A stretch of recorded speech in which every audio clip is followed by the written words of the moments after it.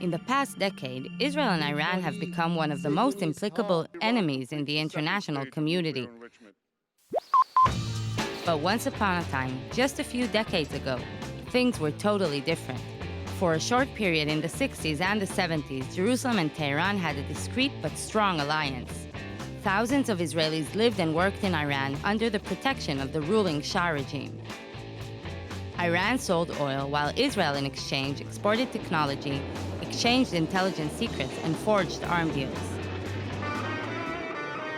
A unique Israeli documentary called Before the Revolution attempts to reveal the untold story of a short golden age of an Israeli paradise in Iran. Using rare 8mm films from the period, Before the Revolution enjoys a special insider's look.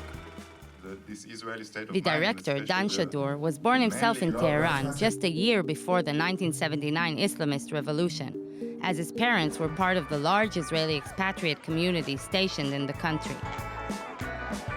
I always had these photo albums from Iran. I grew up with them. It was always growing up with these very strange and beautiful images of this place that in the news became more and more scary. I discovered that there's much more than I thought to the story. And our own personal story is only a small part of a big political story of. The Israelis in Tehran enjoyed a special strategic and financial relationship with the Shah's regime, accompanied by a wealthy and luxurious lifestyle looking over the poverty and oppression of the Iranian public. Using his personal perspective, Shadur managed to interview dozens of Israeli expatriates in Iran, tracking down his parents' old friends and acquaintances, among them former Mossad agents, diplomats, and businessmen. השאה העריץ את ישראל.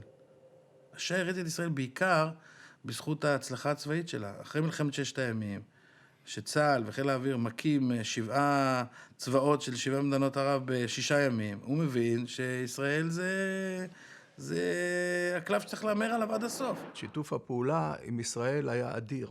זאת אומרת, לא היה למעשה כמעט גנרל בכיר שם, שלא ביקר בישראל או שלא ביקרנו אותו. The personal accounts of the era are combined with critical questioning of the political meanings behind the flourishing relationship between the Israeli establishment and the infamous Shah regime. Many Israelis prefer to ignore the increasingly evident signs leading to the Islamist revolution. The prosperous relationship ended abruptly, and the Israelis were forced to evacuate from Iran. I grew up, what my mother always told me about how beautiful it was, how wonderful the Shah was and enlightened, how nicely he treated the Israelis, and how like the dark forces, the dark and evil forces just came and drove us away from our paradise one day. And when I started looking into it, I realized that in many ways it was very different, that the Shah wasn't as enlightened as we like to imagine him, and that the revolution that we imagine as a very dark force was actually a very positive force at the beginning, at least. Came from a very big political and economical oppression. The movie was premiered last May in the prestigious Toronto Hot Dogs Festival, tracking attention from local audiences as well as Iranian expatriates too. I think they were very moved to see a film of an outsider that, unlike the usual Hollywood way, does not describe them as this dark force or this angry mob who just comes who just wants to kill the good Westerns, either Americans or Israeli, it doesn't matter. The nostalgic sense of the movie is miles away from the current rivalry between Israel and Iran, as Tehran's nuclear program positions it as Israel's #1 archenemy.